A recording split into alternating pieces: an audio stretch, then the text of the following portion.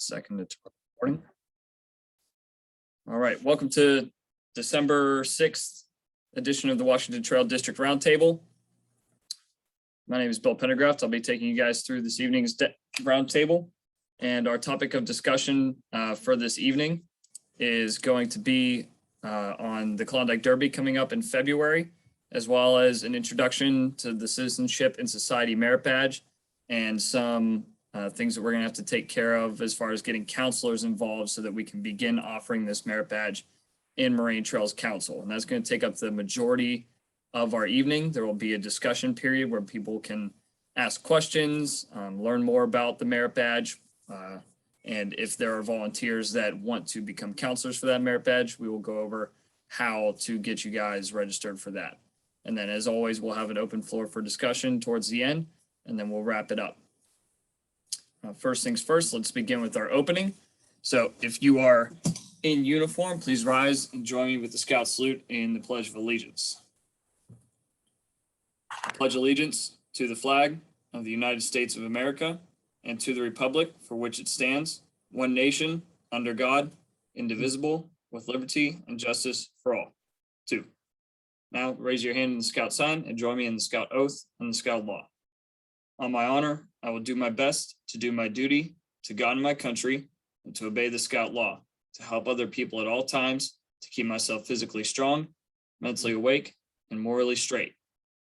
A Scout is trustworthy, loyal, helpful, friendly, courteous, kind, obedient, cheerful, thrifty, brave, clean, and reverent. 2. All right. So before we go any further, can everybody hear me okay? You guys can see the PowerPoint? Yep.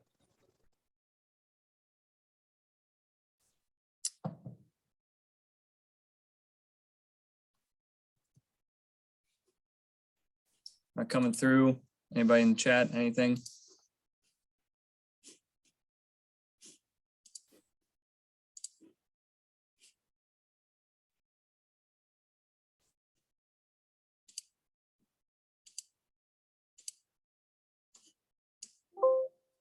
All right, can you guys hear me now? Yep. All right, cool. Sorry, I couldn't hear you guys, so I'm going to assume you guys can hear me. All right, so with that out of the way, I know we don't have a whole lot of people that are here tonight because we moved the date of the roundtable from our traditional Wednesday to Monday because we have the district Christmas party coming up on Wednesday. But I just want to remind the people that are here that we always have an archive version of our roundtables available on YouTube, and we will send out a link to review this roundtable for those that were not in attendance tonight. We'll send that out tomorrow. So with our district Klondike Derby, which is going to be, the main day of program will be Saturday, February 12th, with camping available Friday night into Sunday.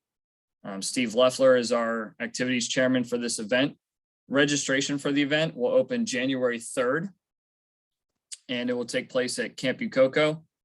We've added a couple new events this year that we have not done in the past, and we're pretty excited to implement some new events and bring something new to the table, as well as keep in the tradition of our old events, the fire building competition, the traditional sled race, and the first aid competition as well.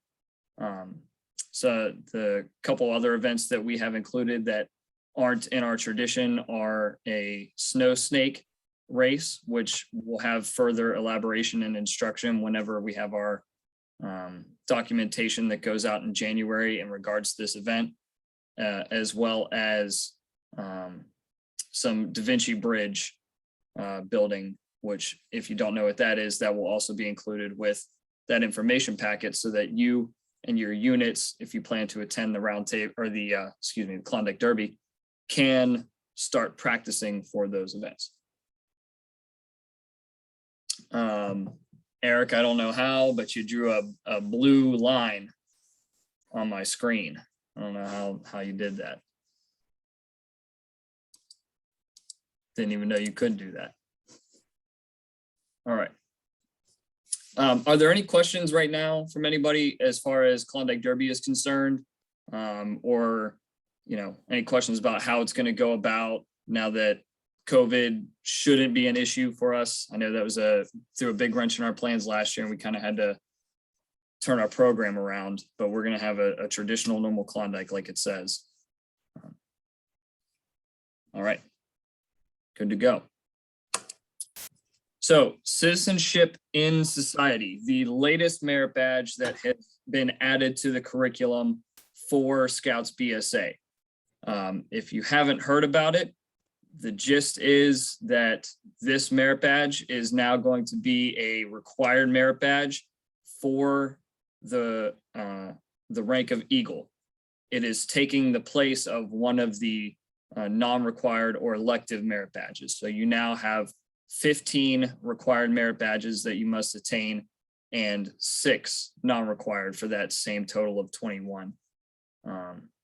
And it is a little bit different than traditional merit badges in that there isn't a guide or a book, so to say, that goes along with it.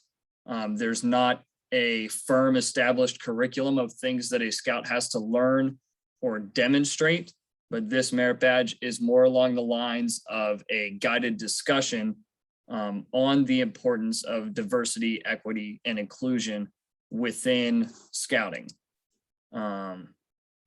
Eric says he can't hear my audio. Is that the same for everybody else? I can hear it. Okay.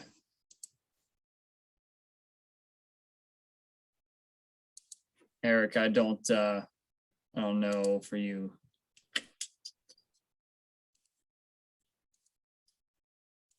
All right, so that being said, we're going to go over the merit badge, quote unquote, pamphlet or guide that has been provided from Scouts BSA on how to conduct the merit badge, as well as some talking points and requirements for the merit badge.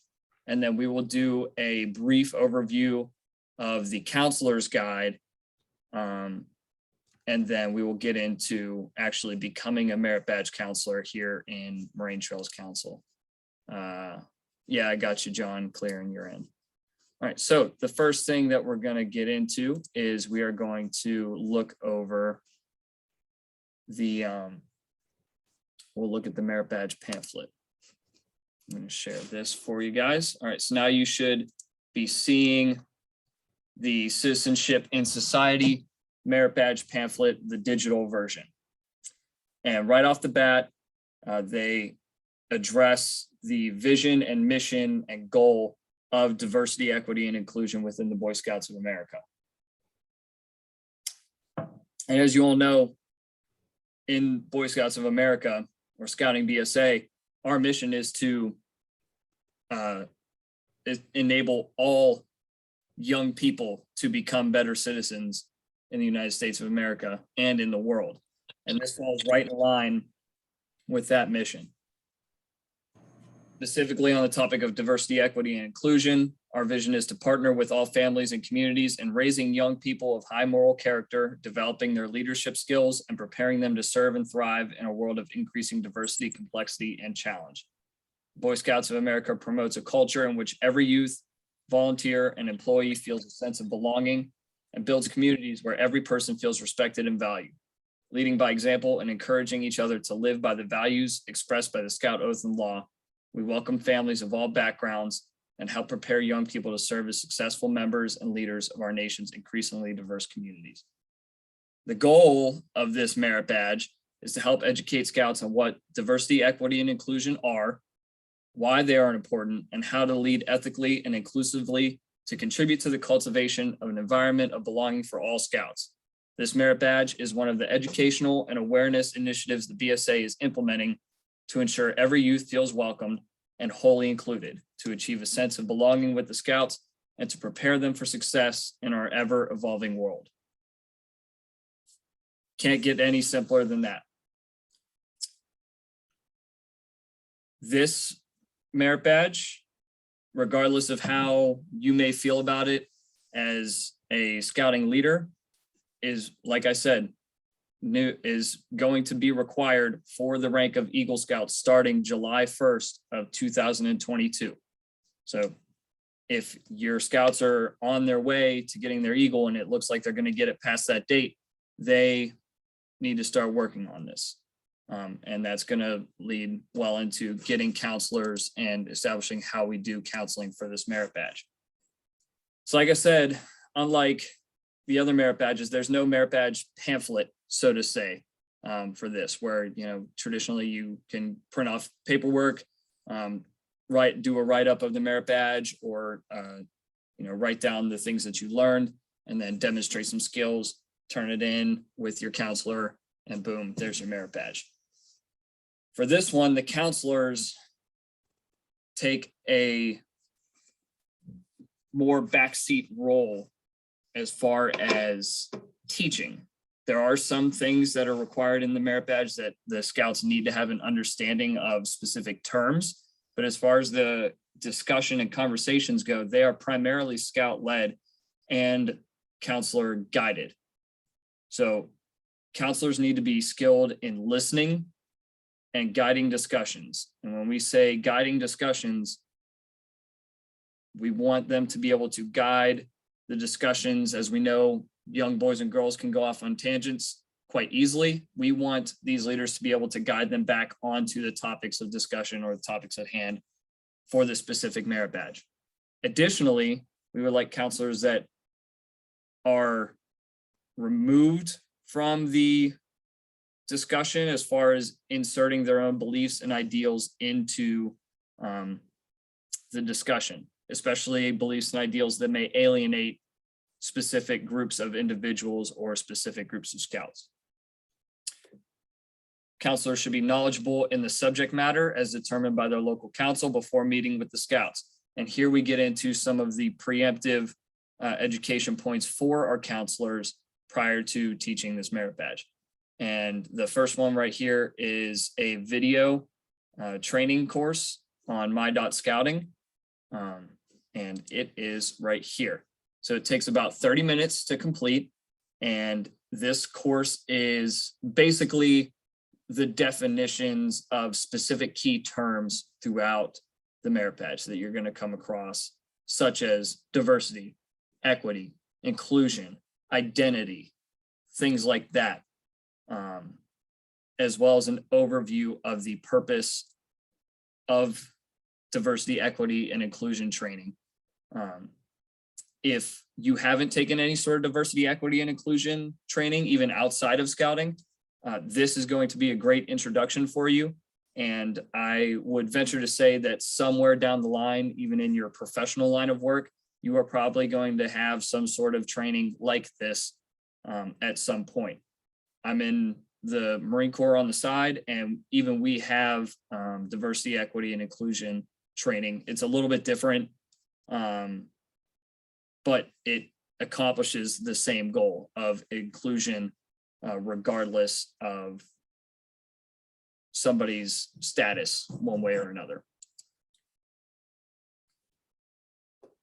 So again, it takes about 30 minutes. It's a good little training to take. There are a couple questions and quizzes that go on throughout it to make sure that you're staying engaged and grasping the information. And for our purposes with Marine Trails Council, in this, this document here, it says that it's strongly recommended. For us in Marine Trails, it's going to be required. We will not allow any counselors for this merit badge that have not taken this training or cannot provide proof of this training, which we'll be able to look up anyway when they apply for the merit badge. And then additionally, we have review of the counselor facilitation guide is necessary, as it includes important information to aid in your research and preparation. That can be found at the file store link here. And it is, let me back this up a little bit because it's a little tight.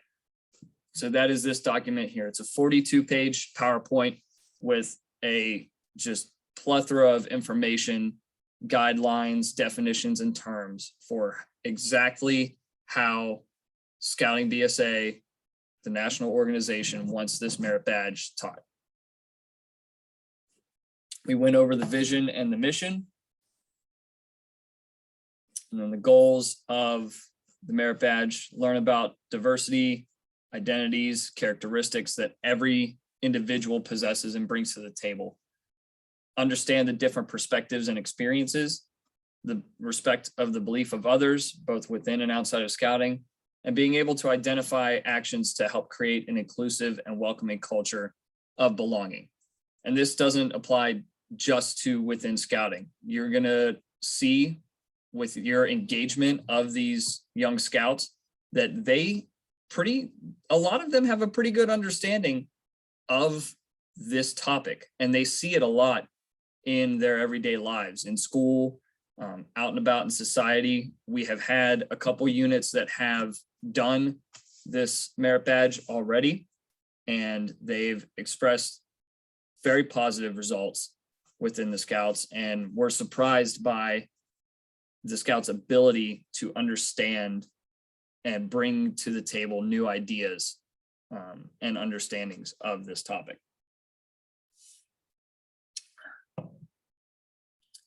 So again, where to begin? Familiarizing yourself with scout requirements and counselor guidelines as with any merit badge.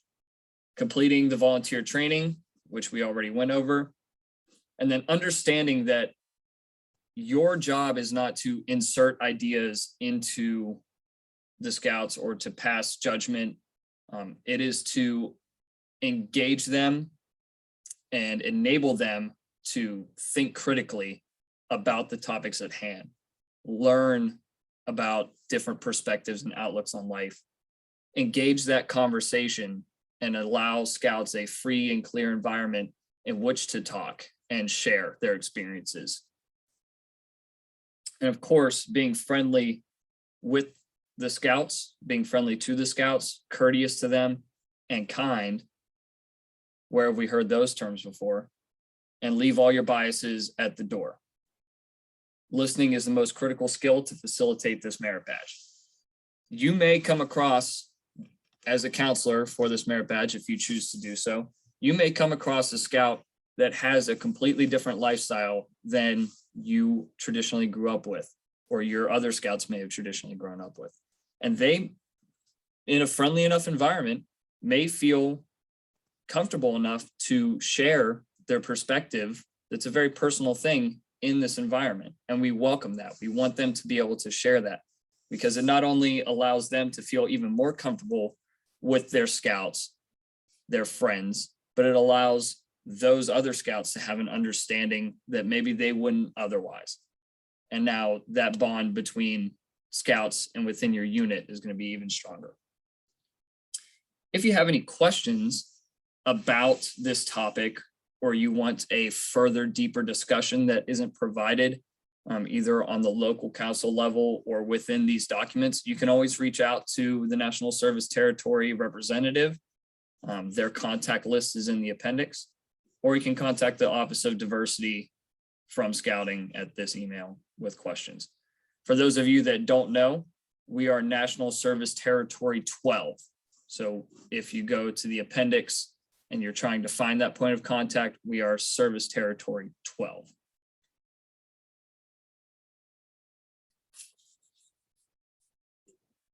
As far as hosting the merit badge session, couple options that you can do are to invite the parents and host in that environment with the scouts and the parents, or you can host the parents only in order to share more information about the merit badge, so that the parents have an understanding of what their scouts are going to be learning, and they can be prepared for potential conversations that may come back into the household from the merit badge. And meeting with both together seems to be effective, so that there's no miscommunication between the scouts and their parents. Review all the requirements and understand how those requirements help facilitate learning, and then be open to taking questions. You're probably going to get a lot of questions from certain people about this merit badge. Be ready for those questions and have an ability to de-escalate a potential situation should it arise. You know, we understand in scouting that friendly is part of our scout law.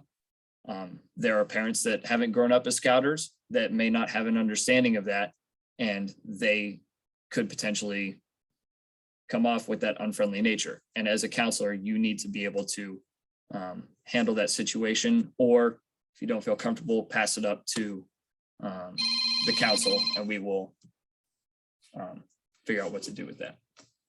Excuse me, let me silence my phone real quick.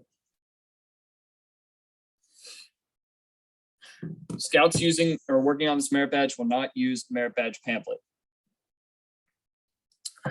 This was an intentional decision because we want to encourage the scouts to explore information that's relevant to them, their lifestyles, and help them optimize their learning rather than pigeonhole them into a specific line of thinking.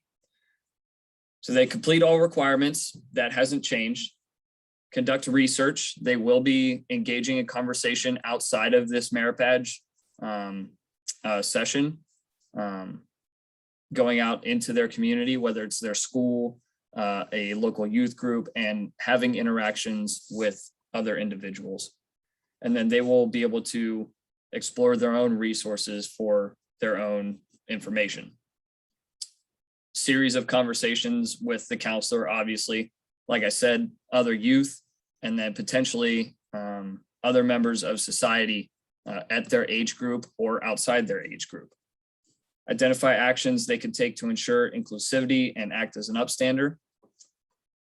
And they're going to tell more about their own research and execution. They are telling their own stories about how they're going about this merit badge. And like it says right there, everybody is going to, every journey is going to be unique. They're all going to have a different perspective of who they consider to be, you know, we'll get to the, I think the term is, one of the requirement terms is a person of a different identity or something to that extent. So every scout's going to have a different idea of who they want to talk to when they hear those terms.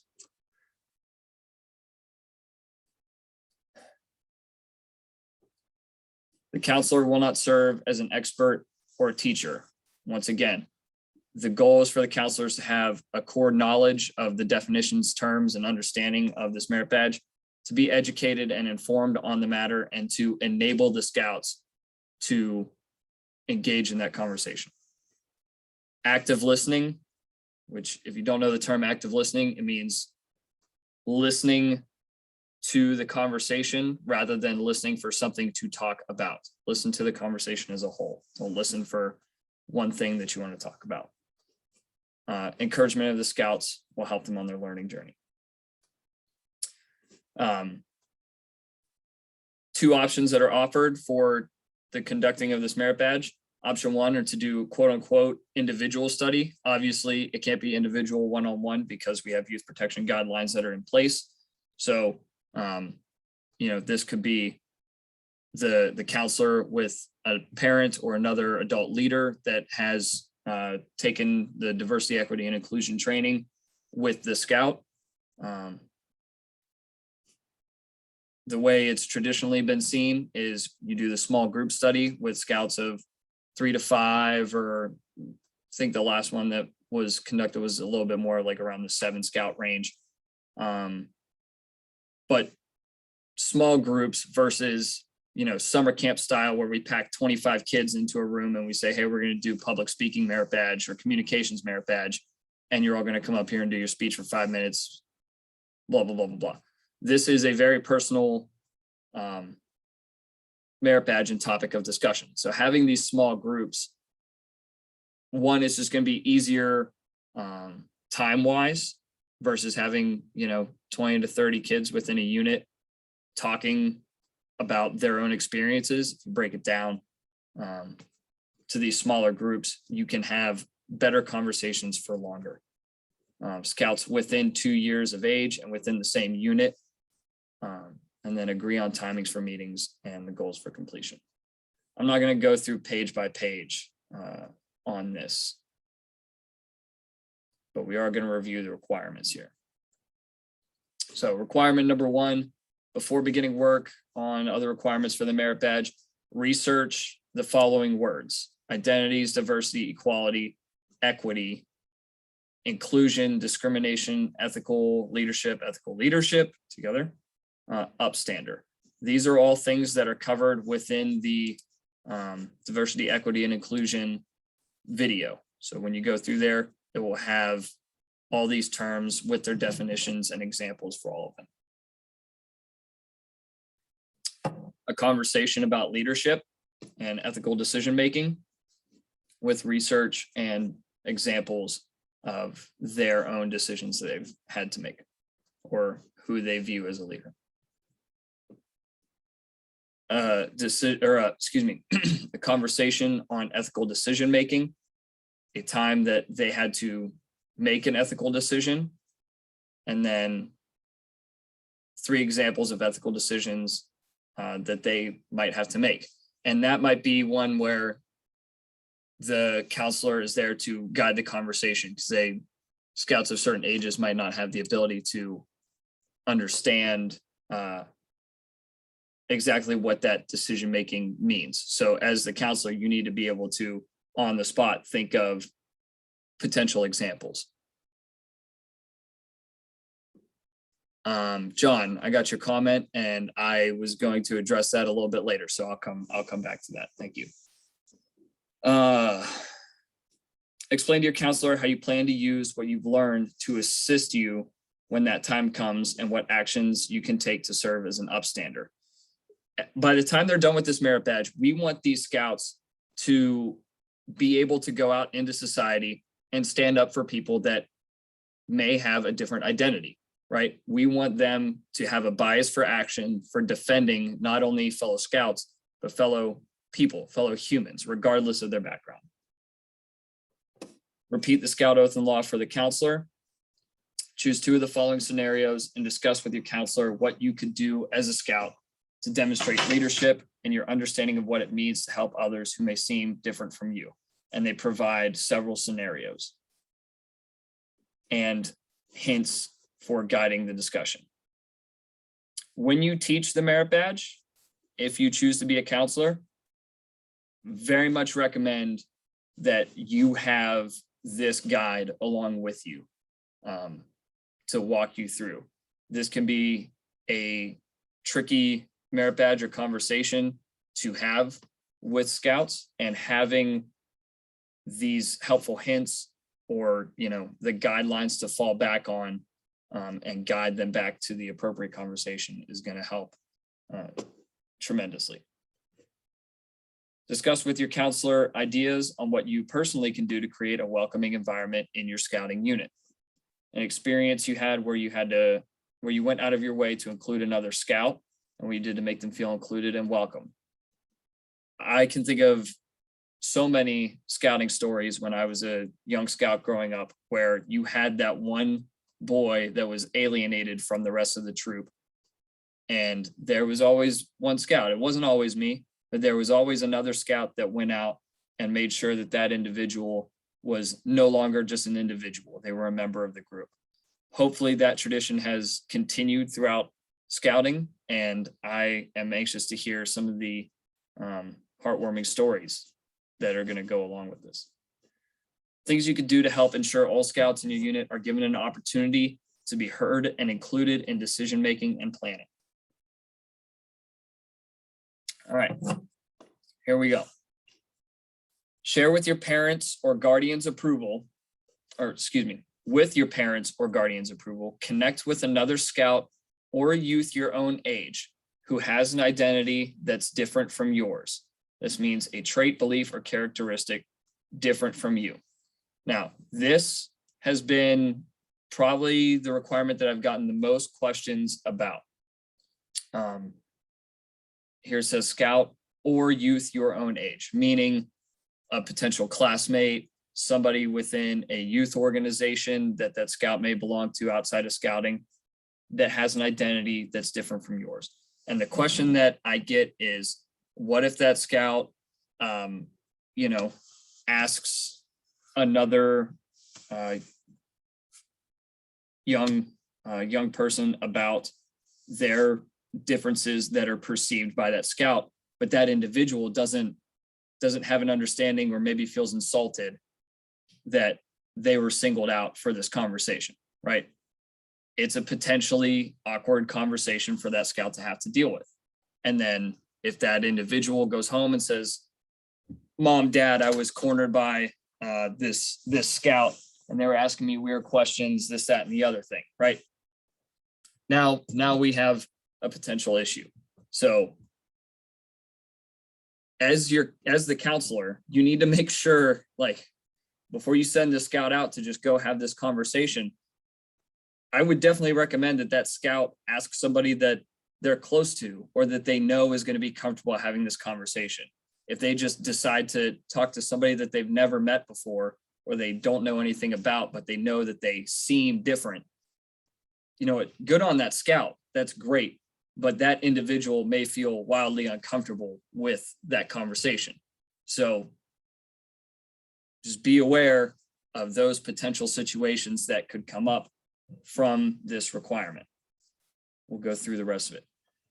Share with each other what makes the different aspect of your identity meaningful or special to each of you, and share with each other one of the following: time when you felt excluded, and then there's an imaginary situation to discuss with that individual, and then share with your counselor what you learned from the discussion with the other scout or youth. That requirement number 6 has been the one that I get the most questions about, as well as this one right here, number 7. Identify and interview an individual in your community, school, and or scouting who's had a significant positive impact promoting diversity, equity, and inclusion. If you feel your community, school, or local scouting group does not have such an individual, then research a historical figure who meets these criteria and discuss that person with your counselors. As the counselor, you can give recommendations as to who they can talk to or research, but let them decide. Like if they go about it and they really are having trouble, then sure, give them somebody to talk to or interview or research, but let them decide who they view as somebody that has had a positive impact in the DEI conversation. And then they provide a link with some information on individuals that would be good for the conversation. Discover what inspired those individuals and learn about the challenges they face and share what attributed to their success, and then share with your counselor, discuss with your counselor what you learned and how you can apply it in your life. With the help of your parent or guardian, study an event that had a positive outcome on how society viewed a group of people and made them feel more welcome. Describe to your counselor the event and what you learned. Document and discuss with your counselor 3 or more areas in your life outside of scouting where you feel you can actively provide stronger leadership in these 5 areas. Discuss with your counselor how stereotyping people can be harmful and how stereotypes can lead to prejudice and discrimination. Share ideas you have for challenging stereotypes and celebrating individual traits and characteristics. Stereotypes is a defined term in the SCO online training. And the last requirement, number 11, scouting strives to develop young people to be future leaders in their workplaces, schools, and community environments. As you look at your current involvement in school, your family, scouting, your job, and or community, think about how you can make an impact in diversity, equity, and inclusion. Consider your future in those areas and then do the following. Describe how you'll support others with different identities to feel included and heard in daily conversations. Explain how including diverse thoughts and opinions from others with different identities can make your interactions more positive and how all can benefit by considering different opinions. Give 3 examples of how considering diverse opinions can lead to innovation and success, and 3 examples of how limiting diverse input could be harmful. And then again, examples on how to go about it. So there are 11 requirements for the merit badge. And as you can see by looking at them and talking through them, it is going to be a tremendous amount of discussion, which is why we urge the counselors to do it in these small groups of, it recommends 3 to 5 scouts. I wouldn't go more than 7, depending on how much time you have. And if you need more time, you know, you say, hey, we're going to sit down, we're going to do this merit badge in a 2-hour discussion. And then those 2 hours are up and you're having a good conversation. You don't want to cut it short and you still have things to talk about. Say, hey, you know what? We're having a really good time with this. Let's schedule another session and then just get really in depth with it. Take as much time as you feel these scouts need to have a full understanding of the concept. And then here are the leads for our National Service Territory 12 is Kathy Seebauer. Her information is found right there. Video resources, fact sheets for the merit badge. So if you have some more in there, frequent facts. I just on a personal note, when they do fact sheets and facts sheets, I mean, they essentially accomplish the same thing. Why not just put them together? That's just me. Anyway, just my little tangent. All right. More questions. Resources available to the counselors and the parents and the scouts. All there. If you want more information or a deeper understanding, you can go on and watch these videos. You can recommend to the scouts that they watch these videos. You can see the ones that are highlighted in yellow are available or recommended for the youth as well. Lots of resources. And then some additional examples for exercises. So that's the 42-page counselor guide to the Citizenship and Society Merit Badge in a nutshell. This is available. All I did was Google Citizenship and Society Merit Badge Counselor, and then boom, right there. You get the Merit Badge handbook as well as the counselor guide. You can pull those up. I can also put together a page on the council website for this merit badge. If we can, yeah, let's do that. It'll centralize the information. So I'll put that on my to-do list.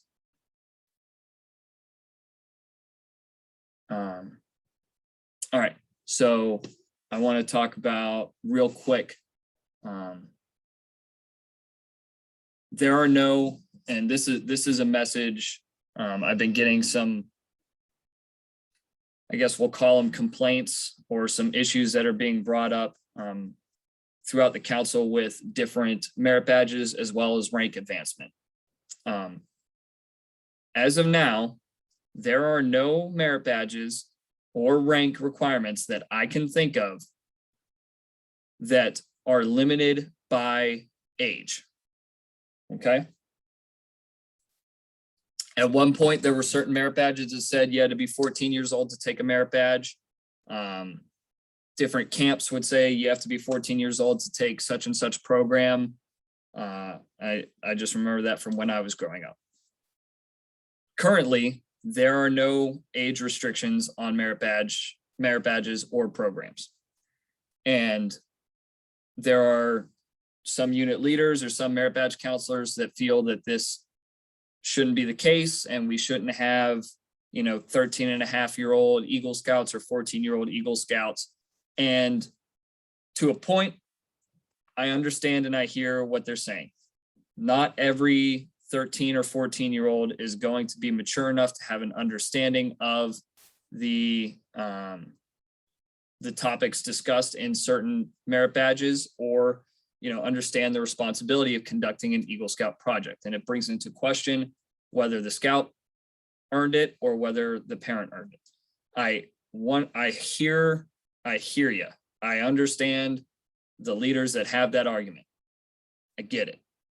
However, you cannot limit a scout from earning a rank or earning a merit badge based on their age. Eric, rifle shooting at camp, local laws, age. Obviously follow your local laws that may limit you to, okay, Eric, you got your mic on. Do you want to speak specifically to an example? Just thinking of rifle shooting or rules at camp about being old enough to shoot certain, mostly shooting sports, or well, maybe water activities. Yeah, no, for merit badges, I can speak personally from a aquatics director background. There are no age limitations for any of the aquatic merit badges, aside from the only one that I need to double check is scuba. Scuba might still have a restriction, but I don't. That might be one I'm going to double check. Scuba might have a separate medical form too, I believe. It does have a separate medical form, but I do not believe that there's man, you may have checked me on that one, Eric. But as far as shooting sports, I think you can, as an 11-year-old, go out and get your rifle shooting or your shotgun. Now, whether we want to give an 85-year-old or an 85-pound 11-year-old first-year Cub Scout or Boy Scout, a 12-gauge shotgun, use that to your discretion. That you might be limited on size at that point. I would suggest people double check with the age appropriate guidelines to the BSA. Yes. For activity, there's a chart. Yeah, there is a chart for that. But for this, the point that I'm getting to is this merit badge contains topics of discussion that are, they're sensitive topics, right? That a 10-year-old, an 11-year-old, a 12-year-old might not have an understanding of entirely. Okay. Does that mean that we should stop them from taking this merit badge? Absolutely not. If you have an 11-year-old or a 12-year-old that says they want to take the Citizenship and Society merit badge, absolutely. Encourage them to participate in the conversation. Encourage them to take the merit badge. As a counselor, however, you have to know going into that you're taking on a little bit more responsibility, because you still have an obligation as a counselor to make sure that scout fulfills the requirements and has an understanding of the conversation, right? Mm-hmm. So you can't stop them from engaging in it. And if a parent says, hey, you did not award my scout this merit badge, but the other 4 scouts that took this merit badge that are 15, 16, and 14, they got it. Why didn't my 11-year-old get it? You need to be prepared to have that conversation and be able to clearly talk to that parent or explain to that parent exactly why you feel that their scout did not complete a specific requirement or whatever, and then at the same time say, that being said, I will be more than happy to continue working with your scout on this merit badge until they have a complete understanding or a satisfactory understanding of the topic at hand. It's going to be a difficult conversation and it will come up.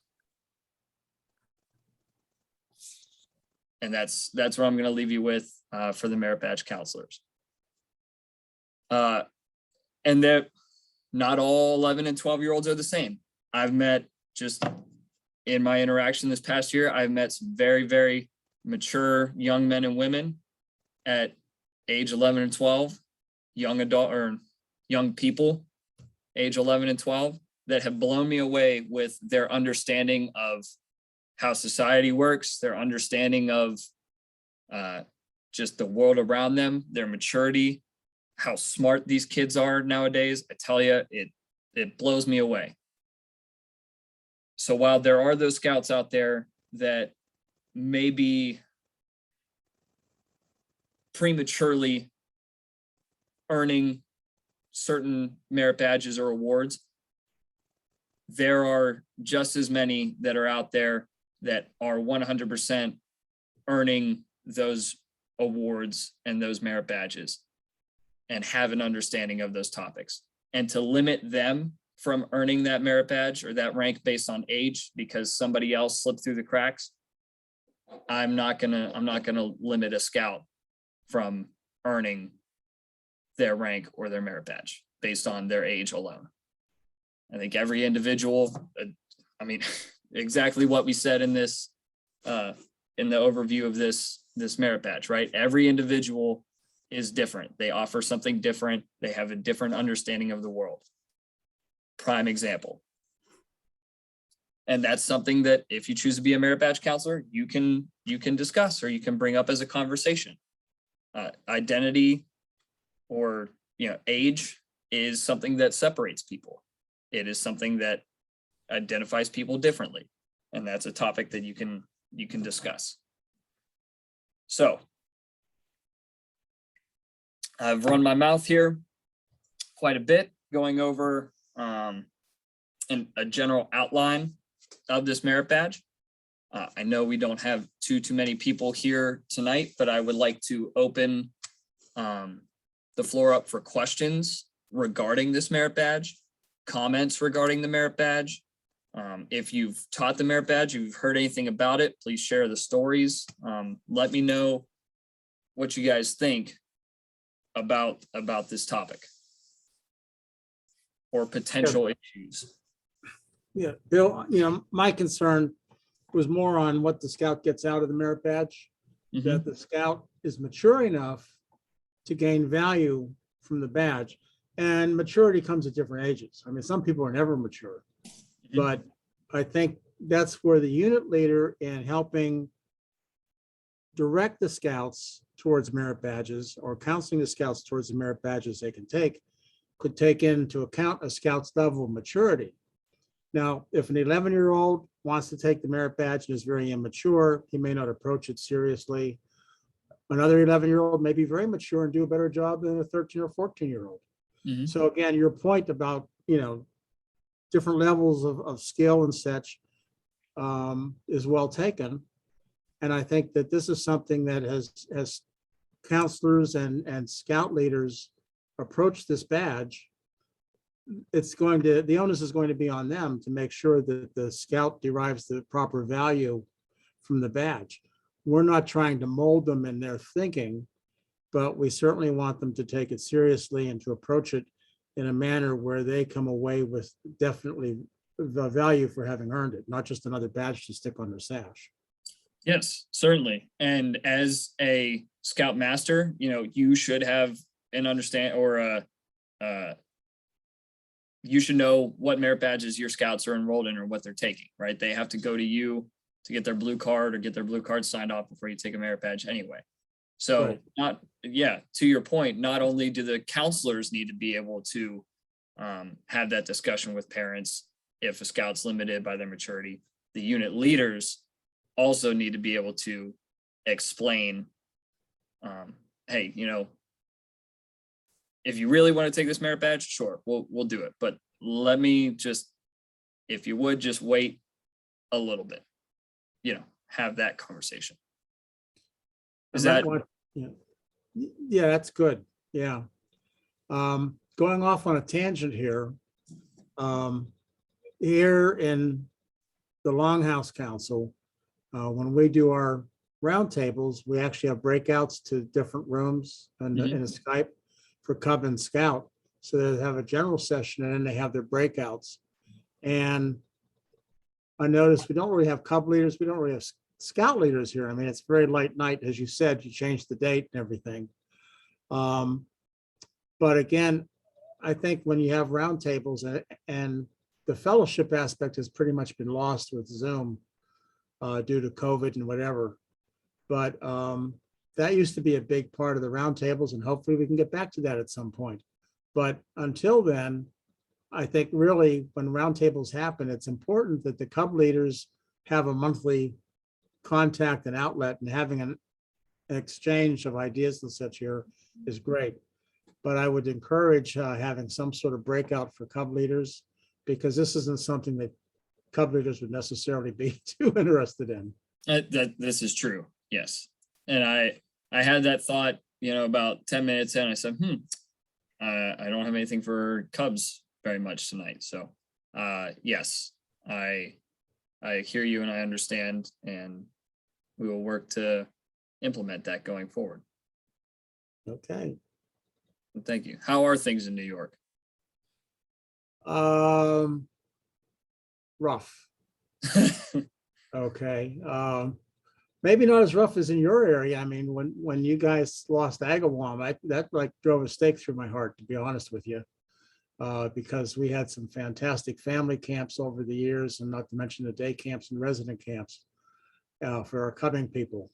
And to lose that facility, and cubbing is like the roots of the tree. I mean, without a good healthy cubbing program, scouting programs will wither and die. And so I hope that very quickly the powers that be get that other 100 and some acres developed and get back to having a program for our families in cubbing. Yes. That's one of the great things that kept kids coming back. So, but here in New York, we've gone through a hellacious year. We've lost a lot of units. We've lost a lot of membership. We lost half our membership in 1 year for COVID. But that was just the tip of the iceberg. We've been losing membership steadily for 20 years here. And a lot of it has to do with finances and image. And I mean, you guys in the profession, I was there for many years. We have to work with our volunteers closely, have a good relationship, and have a strong image in the community. And without that, kids don't join and families don't join. So you got a big nut to crack over there, because again, you've got since the 1920s, Agawam has been a part of scouting in that area, and to close the camp and be rebuilding it is a tough nut to crack. Mhm. And I wish you all the luck in the world with it. How's the rechartering look for you guys? So far, so good. We haven't run into too many complications with the recharter process. And for those who are unaware that are watching live, and those that will watch it on YouTube, the online recharter process or the recharter process has gone 98% online. I mean, realistically, you could probably do all of it online. But for us, we've had units that have completed it. The biggest issue that we've run into are with the Methodist Church units that still are, kind of up in the air about what they're going to do going forward. And we're working with them on an individual basis to figure out, are they going to stay with the church? What is the Methodist Church going to do? Or do we have to find them a new home? And then when we find them a new home, we have to go through the whole, like, oh, here's what's happened within scouting within the past 2 years. I hear you. Yeah. Thank you for taking on a unit, Between the bankruptcy, the lawsuits, and the negative press, it's been a heck of a 2-year period here. Yeah. So now, I will say we have a saving grace. The district commander of the American Legion in our area has been very, very, very open to accepting units and helping scouting through this. He has a scouting background himself.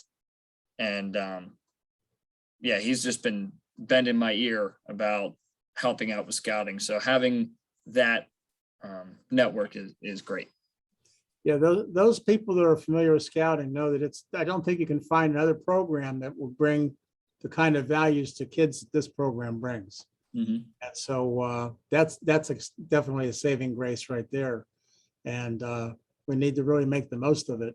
Mm-hmm. I wish you guys, like I said, all the luck in the world with everything. And, have a great Christmas, I hope, and a great New Year. And my warmest regards to everybody that remembers me from my years on the staff there. Yeah. John, this is Eric. Happy holidays to you and your family. Yes, thank you, Eric. Yeah, I I check out your page periodically, and I know you check mine out because every now and then I see you bouncing on there, Yeah. and that's great. Facebook's a wonderful way to keep in touch. It Yeah. is. So, but yeah, at any rate, again, the Cubbing program is the probably the most critical thing. If you keep that healthy, you don't have any problems going on. But that's the big nut to crack these days, I think, is that Cub program. Yes, sir. Well, despite Camp Agawam, the majority of the developed property being sold, like we talked about in previous roundtables, we do have plans to develop the remaining property going forward, but we still have programs in place for our Cubs outside of Camp Agawam. Oh, yeah. And some of the highlights here, the Council Pinewood Derby, we've developed this new program last year for the Marble Madness, and the ladies that plan our day camp were in today for 7-8 hours sitting down and discussing day camp for next year, locking on dates, locking on program. And we're really excited about it. I'm ready to put their dates up here and locations. I don't know how. We're also bringing back Cub Resident Camp. That's another thing that we're bringing back that we didn't do the past 2 years. We're excited for. Are you guys going to be able to maintain the family camps for spring and fall at Bucoco? Are you going to do that as a change, or? Yes, I don't think we're doing a spring family camp, but we are doing a fall family camp. Okay. If I recall. Well, that's great. And I see you got a lot of support from Moraine State Park. So That was quite the event. yeah, It was quite the event. Wish the weather would have held out for us. well, that's the one thing you can't control. Yeah, exactly. Right. So you can see, just quick going over the calendar here. On Wednesday is our district Christmas party. If you haven't signed up for that, please do. I think I'm going to extend the registration today so that more people can attend or get signed up for it. January 8th is the lodge banquet for the Cuscatani Lodge. The Klondike Derby, which we already discussed, will be February 12th with camping over the weekend. February 18th is the Cuscatani Winter Fellowship. March 5th is our Tech Academy. March 24th is the Eagle Recognition Dinner. We're doing it in the spring this year instead of in the fall like we did in 2021. April 3rd is the Council Pinewood Derby, and April 30th is the Marble Madness. We have some more events that are already scheduled all the way out into the fall.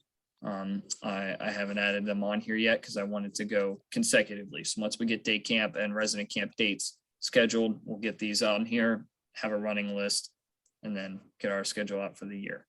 Well, my congratulations to the lodge. I saw their display and float for the Wampum Parade. Yeah, They did a great job with that. That was awesome. I believe that was the Reed family. So Mike Reed, Lindsay, Hunter, and Samantha all did a great job, and we'd like to thank them for representing Cuscatani Lodge as well as Scouts at the Wampum Parade. It was a phenomenal public display. I love their regalia. They did a great job. The photographs and videos online were awesome. Mhm. So, a wonderful thing. So kudos on that. So great job.